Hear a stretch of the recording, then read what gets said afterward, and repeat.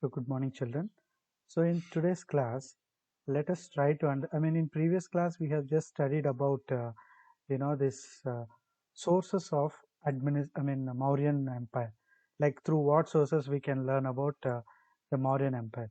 So now let us study how the Mauryan administration worked, because Mauryan administration was the greatest contribution that Mauryans gave to India.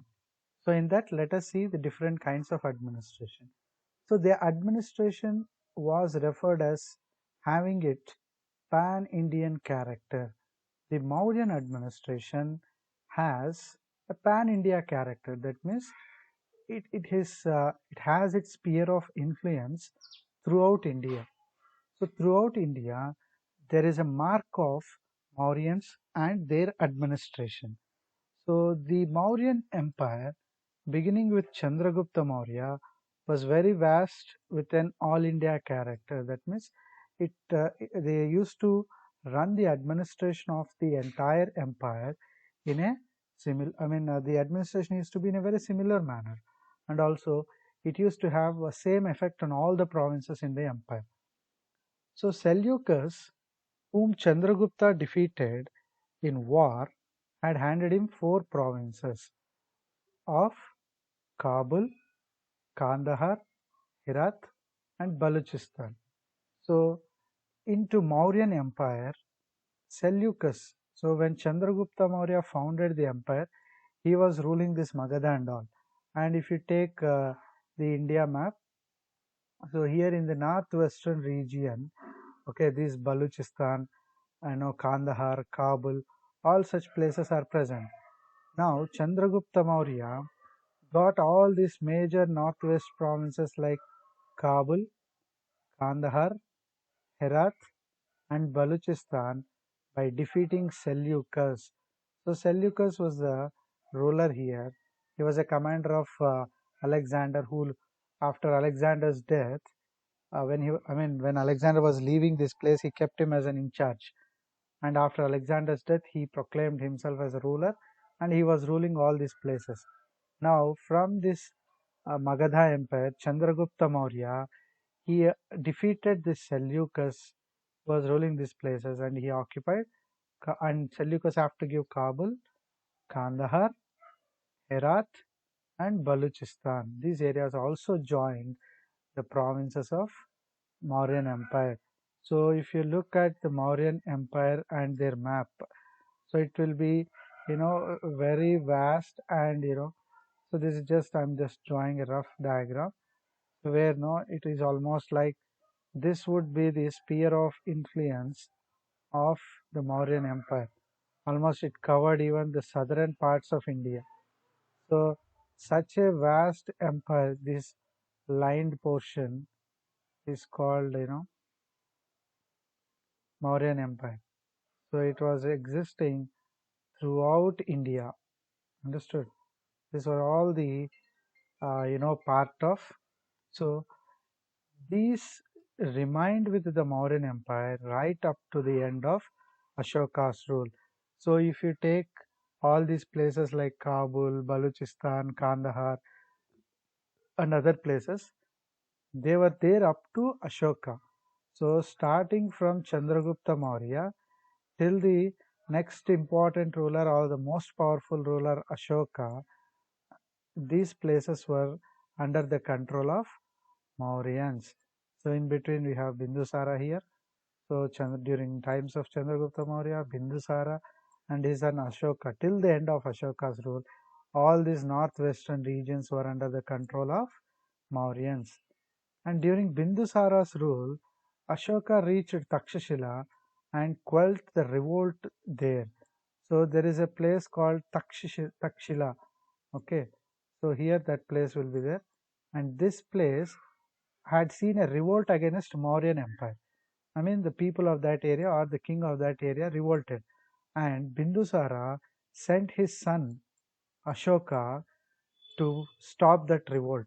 To quell that revolt means to put down that revolt. So which Ashoka did successfully. And after Bindusara had established his rule over South India, no other king ever ruled over the whole of India. So under Chandragupta Maurya, this northwest provinces were completely brought under control. And if you take Bindusara, his son, almost the southern portion of India was brought under control. And that was the span of Mauryan administration. Such a vast area was under their control. And the fact that Chandragupta Maurya spent his last years at Shravanabelagola in Karnataka speaks volumes about the all India character of Mauryan Empire. So during his last days, Chandragupta Maurya, he converted into Jainism and he adapted, this Digambara kind of Jainism, and he was spending his life in Shravanabelagola, which was headquarters of this Jainism with Digambaras. So Chandragupta Maurya spent his last days here and he wrote many things about South India and his empire and many such things. That shows how far these Mauryans have occupied India. Almost majority part of India was under their control. So what are the advantages of pan-Indian character of this empire? So Mauryan Empire is vast and throughout India, I said. So what are the advantages of this pan-Indian character of Mauryan Empire? So because of this pan-Indian character, that means covering majority parts of India, Mauryan Empire ended the influence of small states. So there were no more smaller states. All the smaller states were annexed. They were under the control of the emperor or the Mauryan emperor.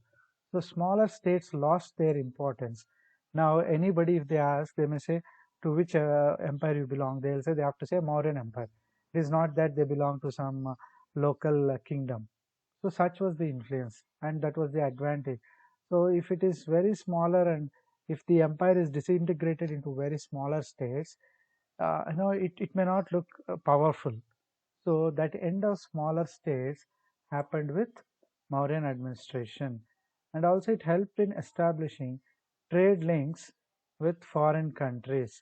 So as major parts of India are under their control, all the trading centers, major trading centers were also under their control. So automatically trade links will be established with Mauryan Empire with the foreign countries.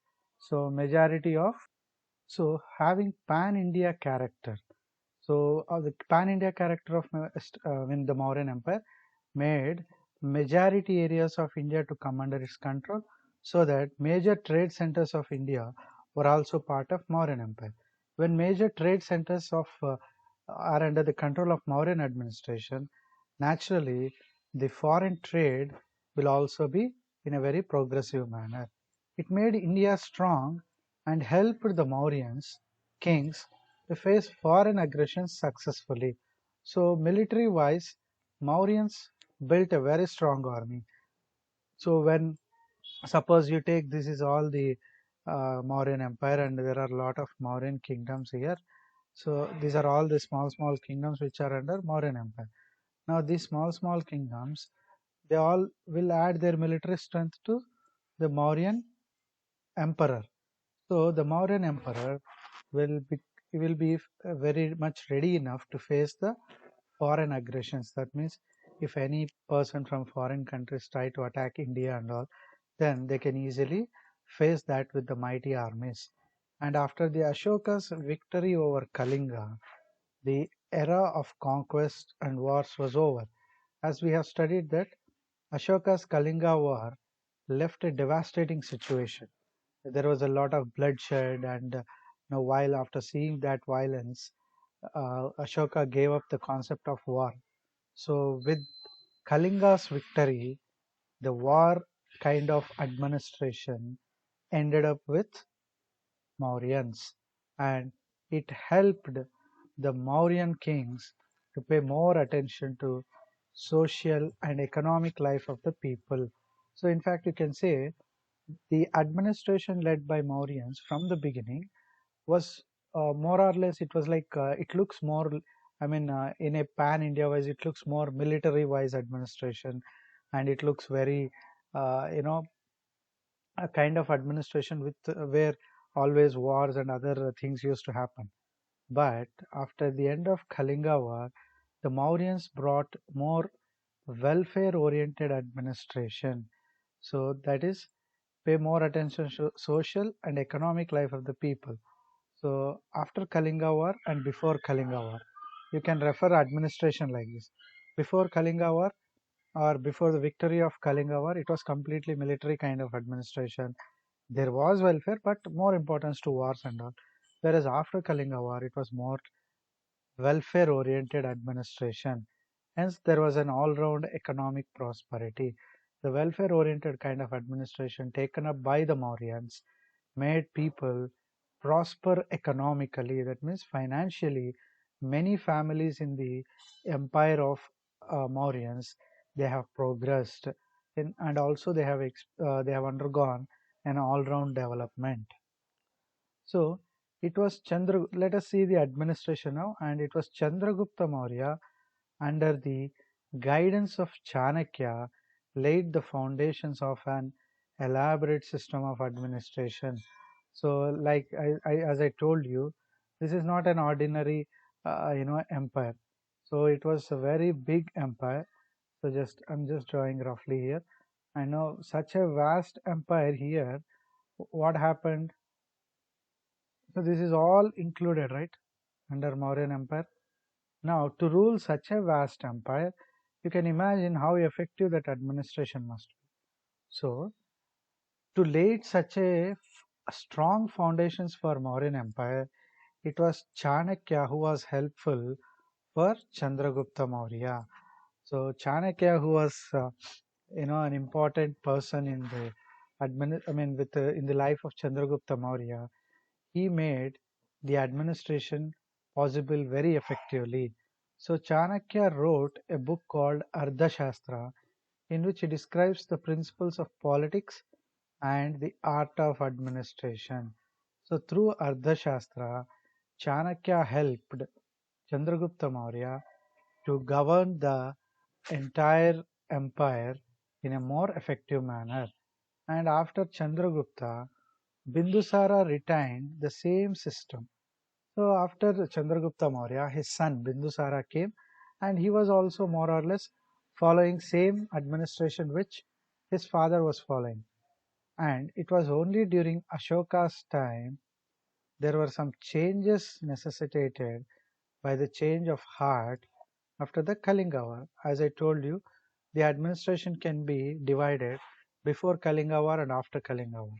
So during Chandragupta Maurya and Bindusara, administration was more or less similar. But only during Ashoka's time, and because of that Kalinga War, administration has seen a shift. Some changes have happened in administration. Let us see what are those changes in Mauryan administration after Kalinga War. So Ashoka added a new fifth province called Kalinga. So generally there are four provinces in Mauryan Empire: Magadha province, Gandhara province, Avanti province, Southern province. Okay, so Magadha will come somewhere here, and Gandhara will come here, and Avanti will come here. So and the Southern province altogether it was called Southern province.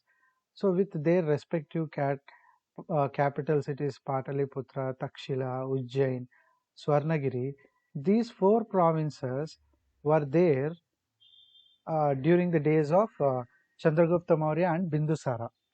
But during Ashoka's time, I told that there was some changes happened. Fifth province was added to Mauryan Empire by Ashoka. That province was Kalinga, and its capital is Toshali. Kalinga comes under here, the modern day Orissa region. Okay, this fifth province was added to Mauryan Empire by Ashoka, and this was a big move in administration. Another important province joined Mauryan Empire, and the Mauryan centralized monarchy. What is this? Mauryan centralized monarchy. That means centralized monarchy means all the powers are vested with the king, and all administration was controlled by the king, and it became a paternal despotism. What do you mean by paternal despotism? The monarch or the emperor of Mauryans were mostly, I mean, hereditary, right? Generally, the hereditary principle is followed, but under Ashoka, what happened? It became a paternal despotism. So, the father and grandfather of Ashoka, who are Bindusara and this man Chandragupta Maurya, they were leading a monarchical administration, keeping all the powers with them. And despotism means that nobody can question them. So it was paternal despotism. So when Ashoka came to power, the kind of administration that Mauryan Empire has seen was his father and grandfather's complete control of empire. All the powers are with them only. It is their will and wish. Such was the situation. And in one of his edicts, Ashoka says, all men are my children. So naturally, he will get a very strong empire, right? Ashoka, from his father, he gets a very strong empire.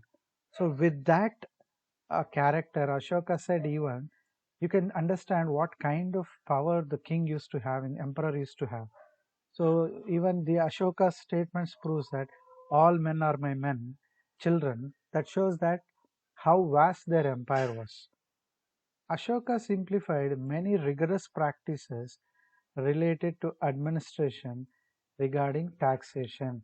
So as a part of the changes brought by Ashoka, first thing he focused was he wanted to simplify the taxation system. So this is an administrative change or reform that he has brought.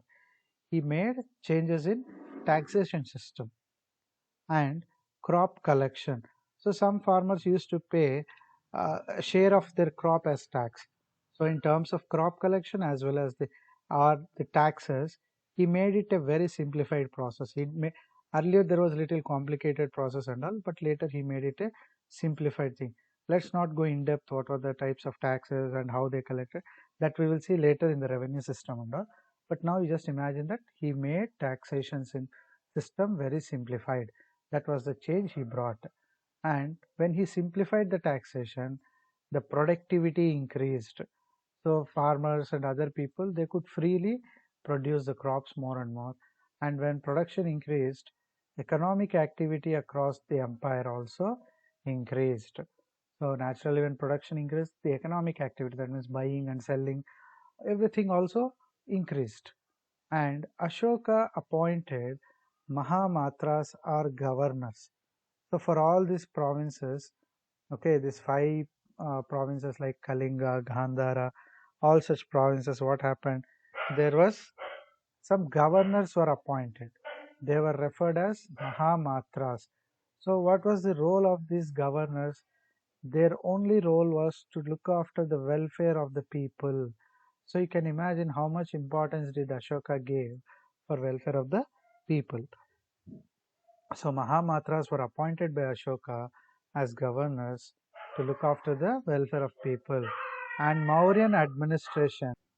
So Mauryan administration majorly comprised of two divisions. How many divisions? Two divisions. One is civil administration, another is military administration. So civil administration means the governance related to people and their welfare. Okay, so people, about their welfare, what is required for people, all such things are looked under civil administrative wing. And the military, which was very much important to hold grip on such a vast empire, is having a separate administration. They didn't mix it up with civil and military, because military is very much essential for Mauryans to keep a control or to have a grip over the empire. So coming to the civil administration, that means the administration related to civilians. Civilians means the common people. So the civil administration under Mauryans again is further divided into two main divisions. Administration is generally divided into civil and military. Again, the civil administration is divided into central government and provincial government. So the civil administration is having one central government and their provincial government. So what does this central government includes? So the Mauryan government was centralized. That means all the powers, all the administrative center or the administrative center was the king.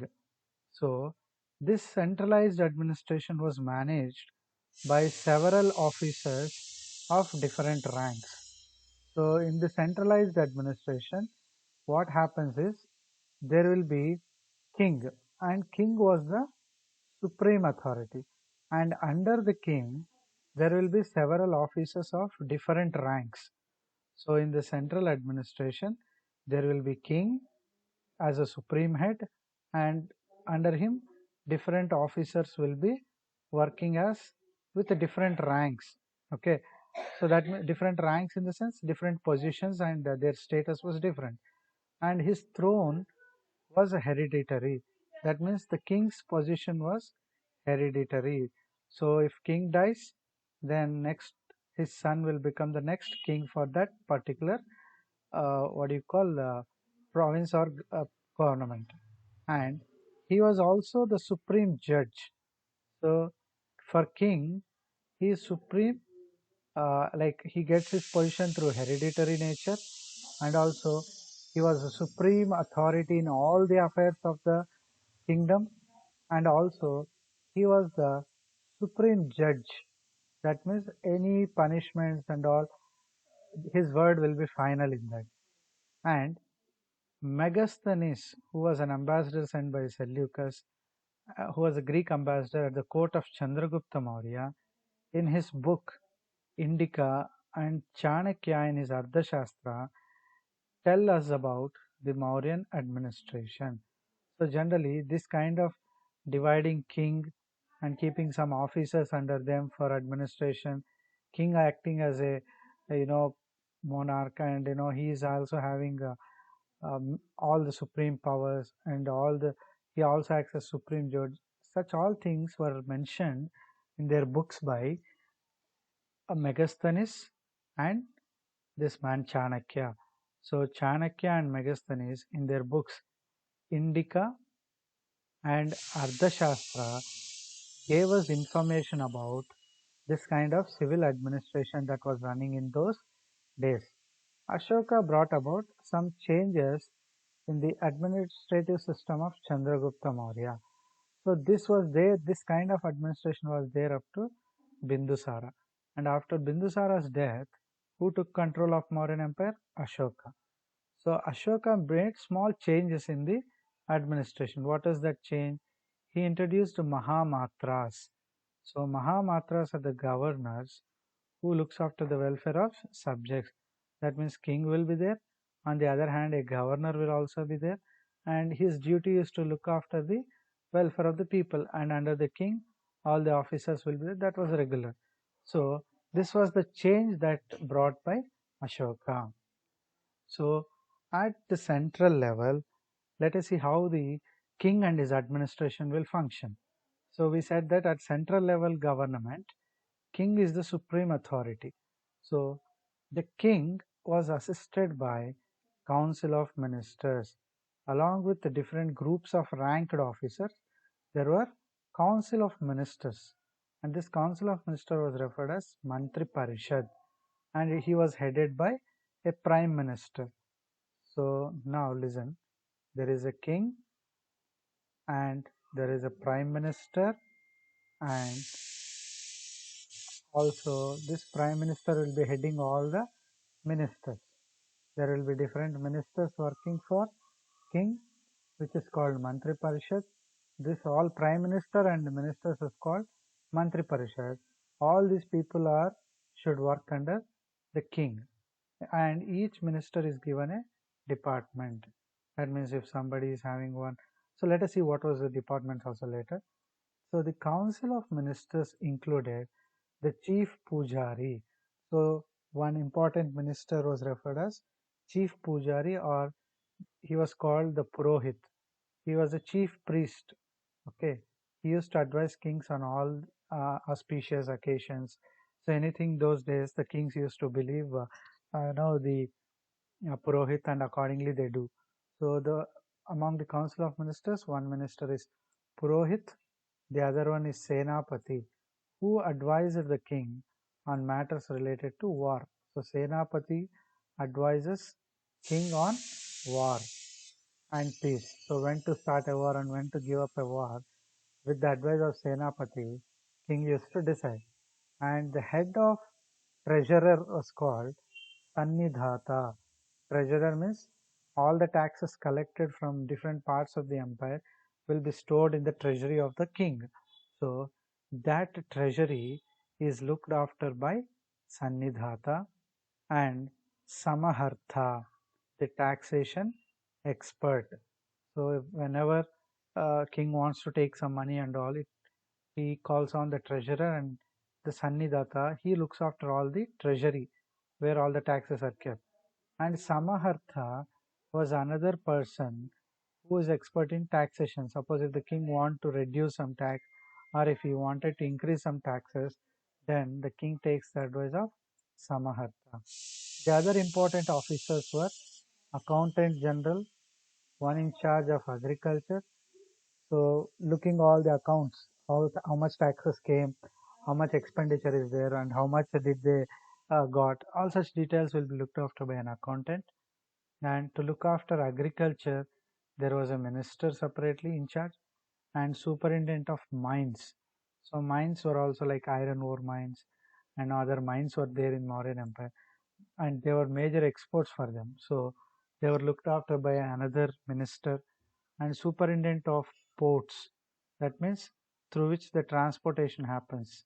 Port is a place where the ships halt and take all the goods and carry it to other places for transportation. So there will be a port officer and controller of commerce. That means he will be a person looking after all the trade and business happening in the kingdom or the empire, and as well as the superintendent of weights and measures. So, weights and measures means like, so what is the standard weight that has to be followed?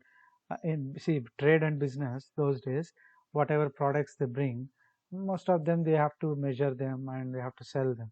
So what measure they have to take, what is the standard measure, and what is the price for that? All such things will be fixed by a superintendent. So like this, for every department, there was an in charge officer kept. Now let us see the provincial government.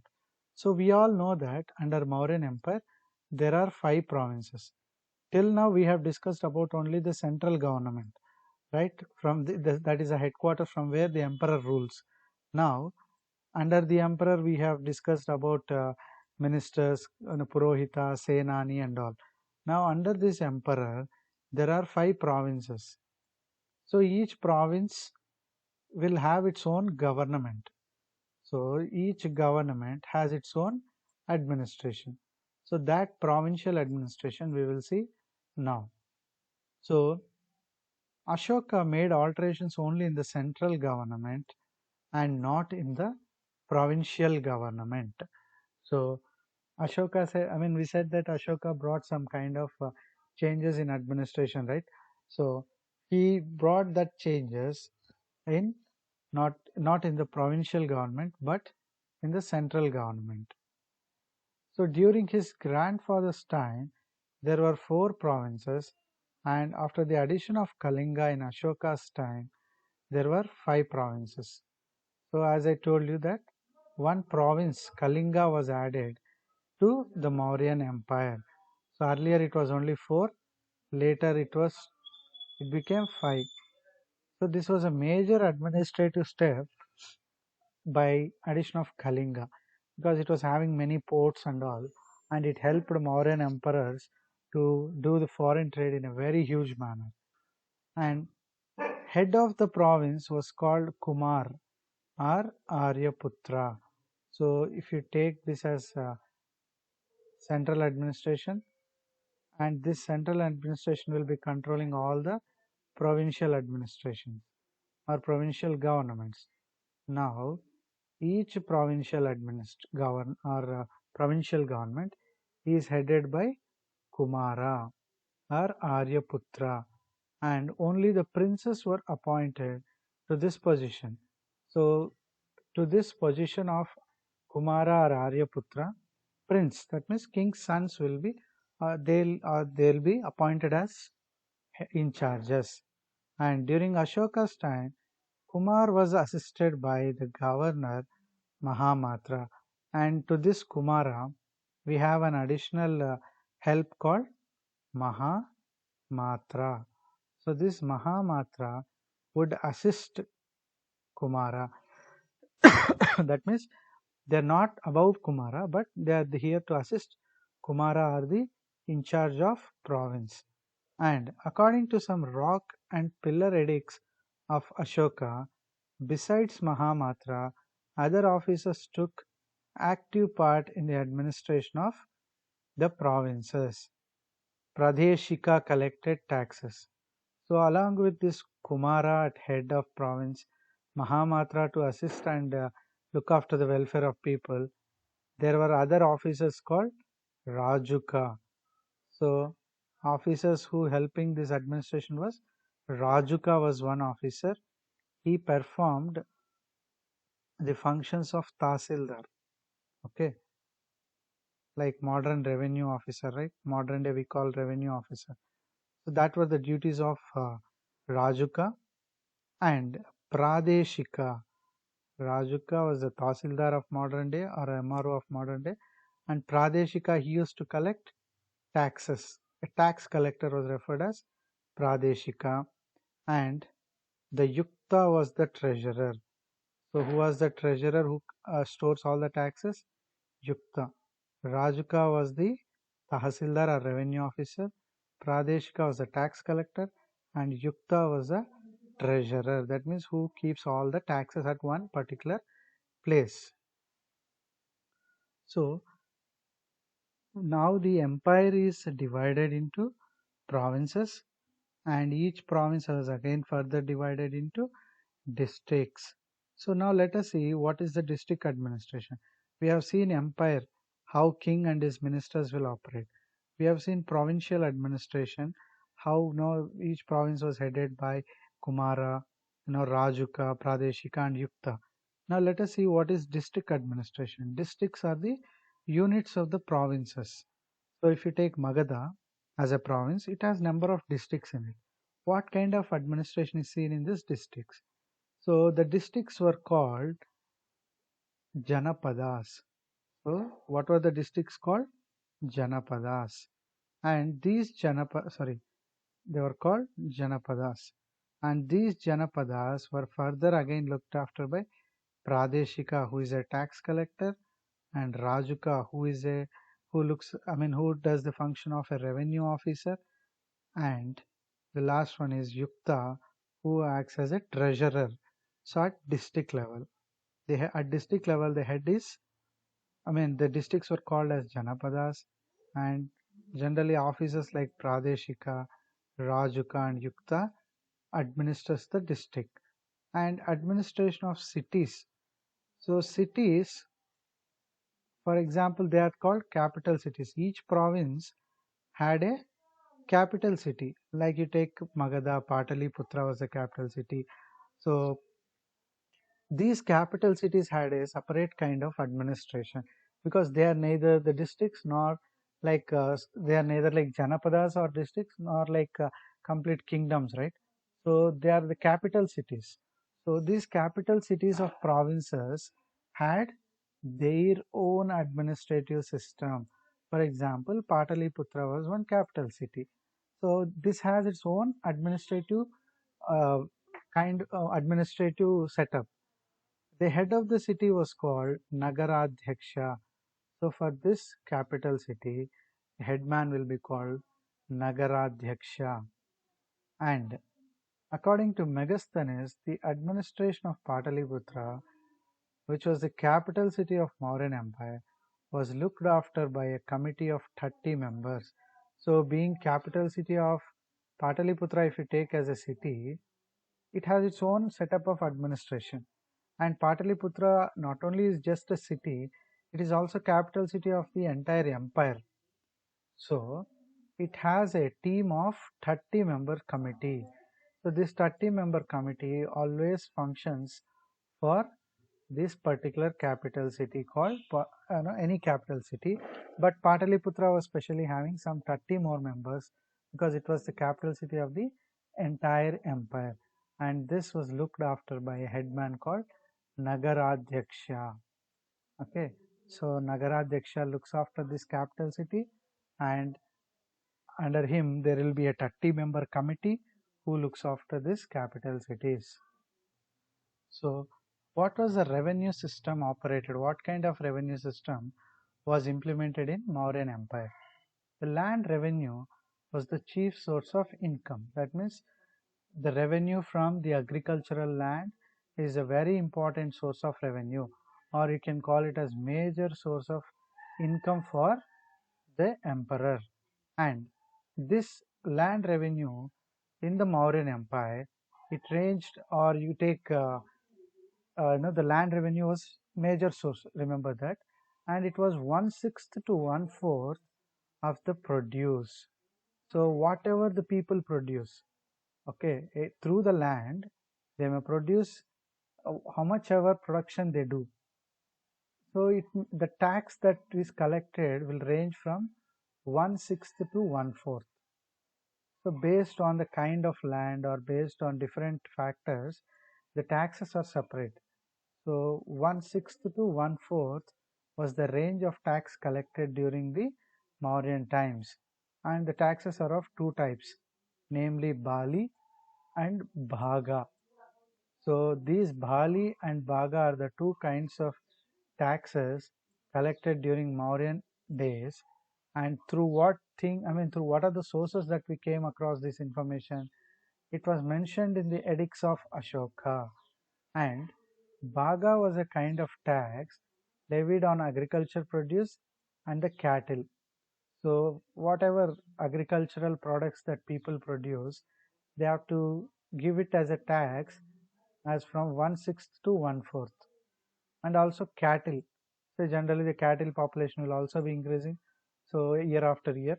So between 1/6 to 1/4, that much cattle strength, that many cattle they have to give away to the king as a tax. According to Vincent Smith and Shama Shastri, Bali was a religious tribute. So Bhaga was an agricultural tax. You can call it as a major source of tax. Whereas Bali was a religious tribute. That means during festivals, and it was part of their tradition and culture. They have to give some kind of religious tax. You can call it. You can call it as a religious tax. So toll tax was also collected during those days, and on which this toll tax was imposed, articles which were brought for sale. So through road, what happens? These these traders, they will try to export and import, and they bring material from different places. So on the way, they collect toll tax, and taxes were also levied on liquor shops, gambling houses, and also from forests, mines.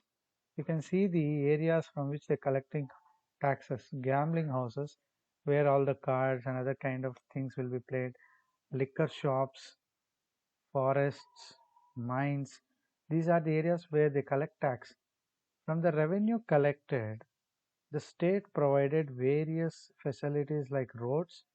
Irrigation means providing water facility for crops, and also they provided hospitals and met other expenses of the state.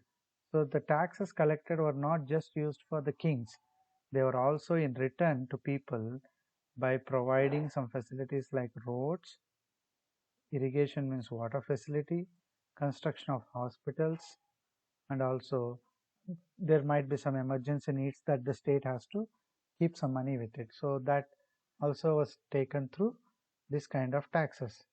And the spy system means, so there are people separately appointed to secretly come monitor what is going on in the kingdom. So there might be some enemy attacks, and some enemies might be entering. I know they might be planning some conspiracies against the king. So who knows? There might be many foreigners, or within the kingdom there might be many people who might be trying to plot against conspiracies against king. So spies were appointed. They are the secret agents appointed. Chandragupta Maurya had a wide network of spies in his empire. So from the times of Chandragupta Maurya, this spy system was very much developed, and there were spies against the spies, and on important matters, more than one agent was asked to collect. So generally, these spies are assigned with the task of collecting some kind of information. So they have to collect some information very secretly and pass it on to the king or whoever has assigned them that particular task. So, as a part of civil administration, spies were also appointed to get information from various parts of the kingdom, and the king was always kept informed of the working of the bureaucracy. Bureaucracy means the officers. You all know that there are many kinds of officers, right? Like Rajuka was an officer, like he's a modern day Tahsildar.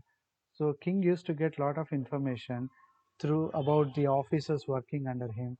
Many such details are learned through the spy system. And coming to the second division of administration, which is military administration.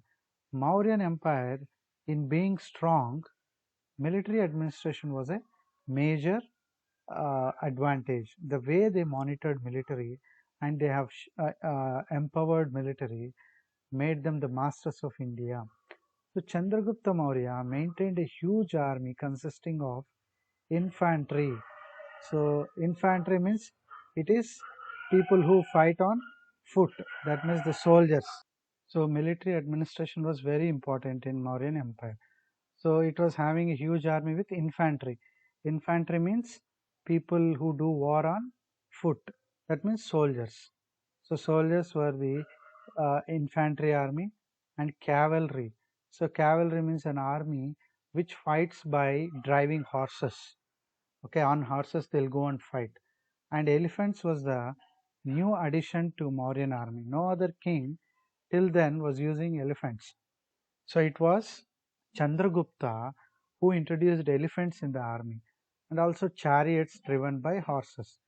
So chariots were also used in fighting the wars. According to Megasthenes, in the Mauryan army consisted of 6 lakh infantry. So that means 6 lakh soldiers used to be there, and 30,000 horses used to be there for fighting, and separately, and 9,000 war elephants. You can imagine how much huge the army is or was. According to another source, the Mauryans maintained 8,000 chariots. So you can imagine how big and vast and how powerful the army was. The chief weapons used by this army was bows, arrows, shields, to defend the enemy, shields and swords. Okay, these all things, bows and arrows, and shields means just to protect, defend themselves, and swords. Okay, so these are the major weapons used in military, and king was acting as the commander-in-chief of the army. The whole army was under a military commission of 30 members. So there will be king as the supreme commander of army, and the whole army, again suppose this is army, so it has different wings, like we have cavalry, we have infantry, and we have elephants, right? We have chariots as one wing. All this army is all called army. Now this entire army is under the supreme commandership of king, and to look after and assist the king in the army, there was a 30-member committee. This 30-member committee will look after the entire army. Maybe they will separate their duties. Few may go look after cavalry from this 30, few may look after infantry. So like this they have divided. And the Mauryans also had a well-laid recruitment policy. So to recruit into army, they had a policy. It is not that whoever comes and they'll take it. They had a policy for that, and according to that policy only they will recruit the soldiers. The soldiers were paid salary in cash. So regular salaries were paid to soldiers, and it is in the form of cash. And Mauryan king had built forts at strategic places for safety and security of the empire. So if the emperor feels that there is a place where there is a chance of enemies entering into their empire, they built huge forts like compound walls, so that to avoid the entry of these foreign aggressions or something. There are some strategically important places through which the enemies will enter into empire. So in that places, they have constructed huge forts. Fort means a protective wall, and so that was the kind of military administration followed during the Mauryan times. So about the another concept called Ashoka Dhamma. So after finishing our understanding about the Mauryan administration, let us understand what are the Ashoka's Dhamma. So Ashoka's role as a Mauryan emperor was a very significant and historically. So after the Kalinga war, Ashoka became people's king. That means he gave up the policy of war and he took up the policy of welfare of the people. And he embraced Buddhism. That means when he was totally disturbed with the war he did, he was consoled through a religion called Buddhism. He was looking for a uh, alternative religion which could give him peace. So by that time, Buddhism uh, was emerging as a very powerful, and Ashoka adapted Buddhism.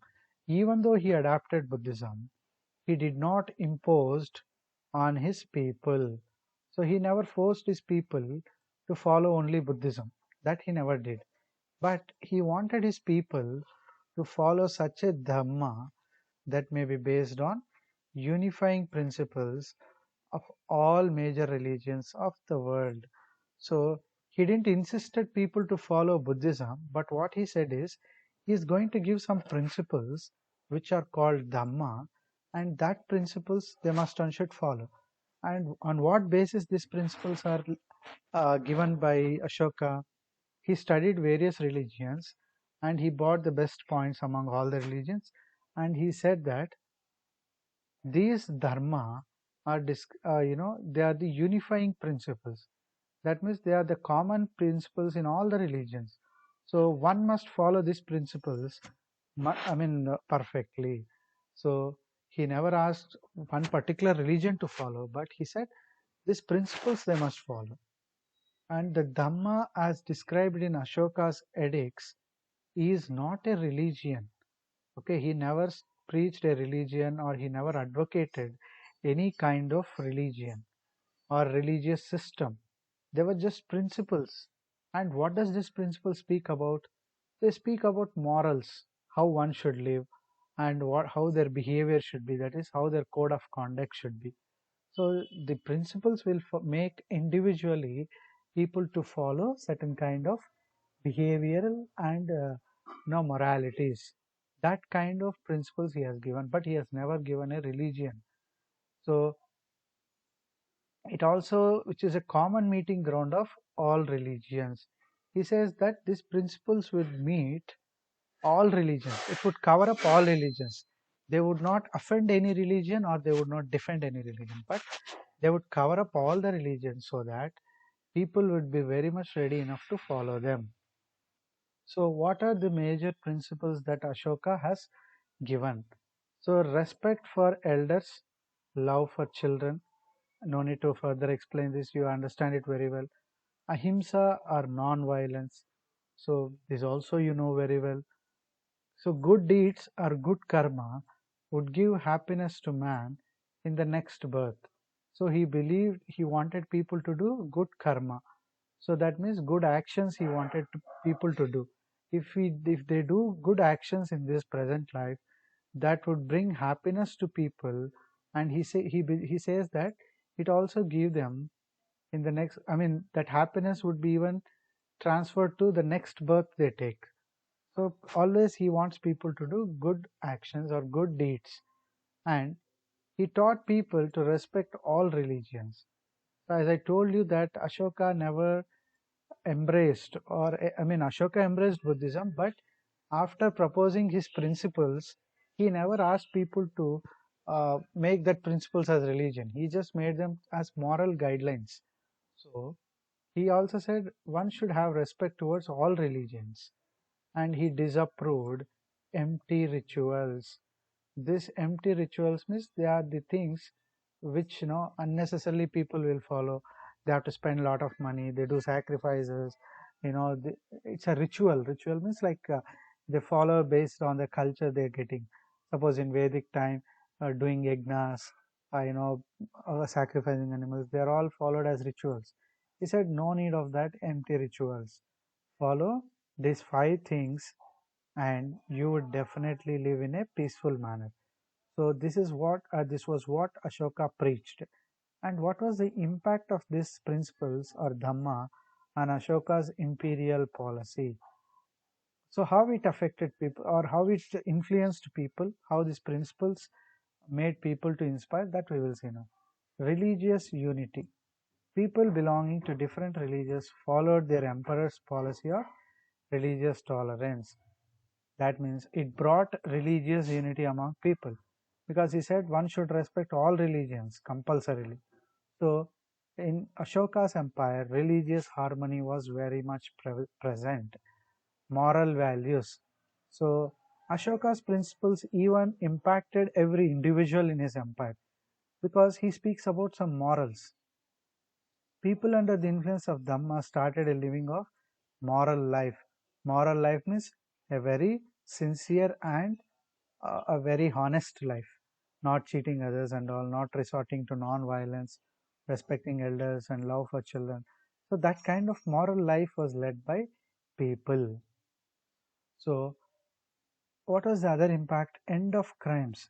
When people morally changed, when they followed ahimsa as a policy, as advocated by Ashoka, almost crimes and other such activities almost came to an end in Mauryan Empire. As this policy of ahimsa was strictly implemented, almost all the crime rate in Mauryan Empire got to an end. So it created a great moral impact on the people and public welfare. So with the policy of conquest and wars having coming to an end, so after Kalinga War, I told you Ashoka gave up the policy of war and he took up the policy of dharma or dhamma. So now the officials or the officers who are working under the government, they're not bothered to plan for wars or conquest or something else. Now they got a full-time job to undertake public welfare. As the king, is asked, as the king stopped doing wars, naturally the officers working under him no need to allot their time in planning wars and executing them. Now they completely focused on public welfare and public work schemes. So several schemes were also implemented those days. So thus Ashoka's policy resulted in prosperity and people to lead a peaceful life during Mauryan Empire. So this was about the Mauryan administration and their impact.